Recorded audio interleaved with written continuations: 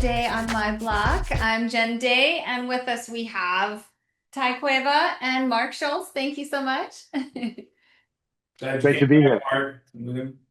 Anyway. Yeah. Yes. So Mark, can we get into the what we talked about? If that's okay, Jen, can we get Mark to talk a little bit about the SEC and how they, Yeah, well, I came out think today it's and all that? an important phrase that I think comes to mind all the time is timing is everything. So, what does that mean for myBlock right now? Well, we touched upon previous episode about or previous segment about a little bit of how the SEC, and I know where they're going and where they came from, and why when I was speaking with Mark and Gil earlier in the decade, wow, we're in the middle of the decade, but in 2021, and it was not a friendly environment. And Mark, you talked about the Howey test. It's still in my head because you would bring it up in every call. And you didn't drive me crazy, but the system seemed broken. And it seemed like this doesn't make sense to what we're doing and where we're going and where we're going in block in Web3. And the thing I go back to a lot when you send me these articles, and like I'll say it, I make fun of Mark a lot when he shamelessly sends me 20 articles a day, but all Mark is doing is educating our brains, right? And what he already knows, and he reads faster than and it's me, I know he does. Well, Mark, if you can expand on this, because we are talking about definitions and rules that were made in 1934. Okay. 91 years ago, or whatever that is. No, yeah, something like that. But if we really think about that, the people who wrote those rules, they weren't even alive this century. Forget that they're not alive now. I'm not an ageist, I'm being a realist. They weren't even alive this century, right? They really saw when, I mean, most of them would not have even seen the internet, what ARPANET came out with in the mid 80s, right?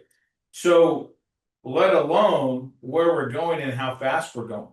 Like we talked about previously, went from a 1 trillion by the end of the decade, then it was 4 trillion by the end of the decade, and now we're looking at in the next 2 or 3 years, which won't be in the end of the decade, 15, 16 trillion dollars of RWAs in this space. So we're going so fast. So, and we're talking about, we were trying to in 2021 pigeonhole everything into something that was written 100 years ago. So if you can you expand on that and kind of make sense of it? Why you talked to me so much about the Howey test three or 4 or 5 years ago, and now we don't even discuss it that much.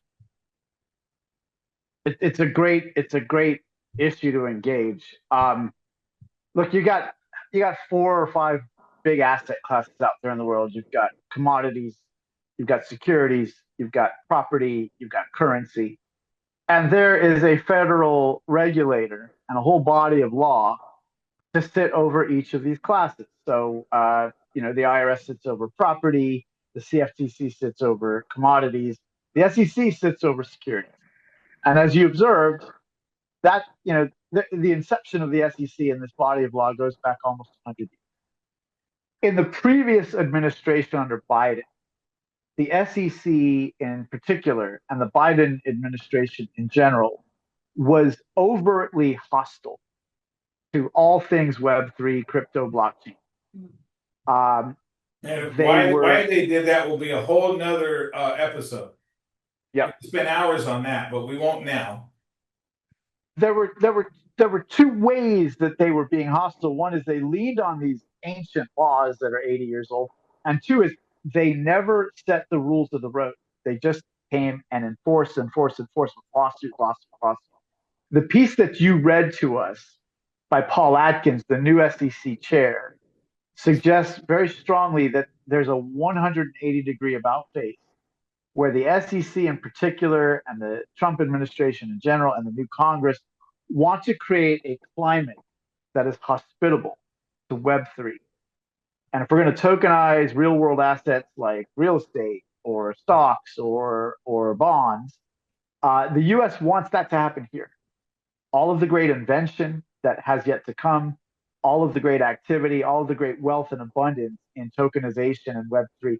So the SEC has been marching forward furious to bring down rules and change them that were put in place by the previous SEC chair, Gary Gensler, whose hostility to crypto makes Genghis Khan look, positively tame. And Paul Atkins has absolutely said it's a new day. We're setting a new climate. We are promulgating new rules at the SEC. We know that Congress is putting forth new legislation that is friendly to crypto. And the courts are way ahead of this. During the Biden administration and Gensler's tenure as SEC chair, the courts were looking very favorably upon crypto in their ruling.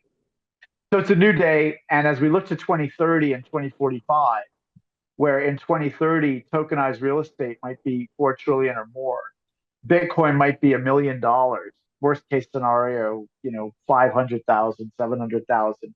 And in 2045, another quantum leap.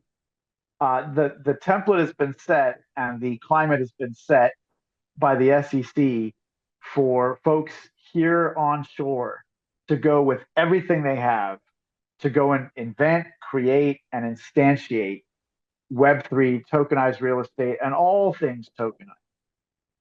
So the time is now.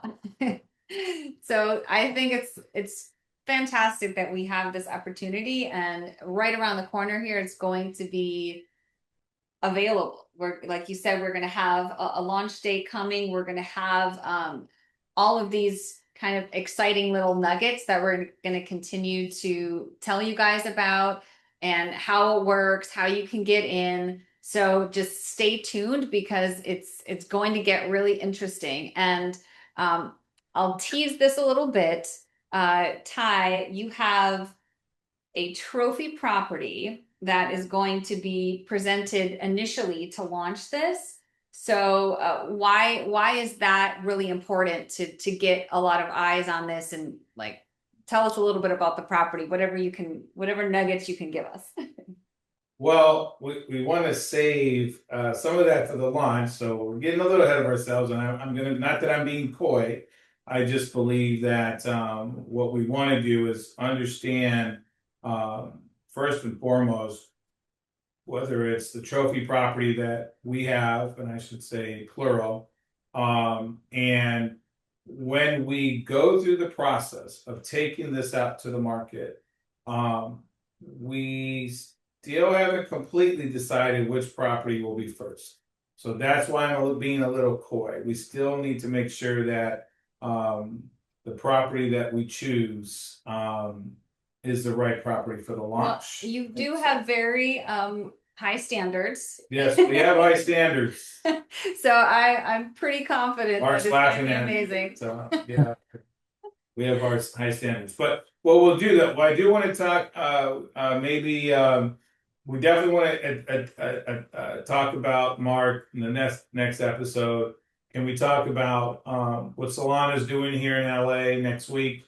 And we'll be right back, and we'll do this tonight because it is past 8 o'clock in LA, but we'll keep going because the Solana folks are coming here, I think, on Sunday or Monday, right, Mark?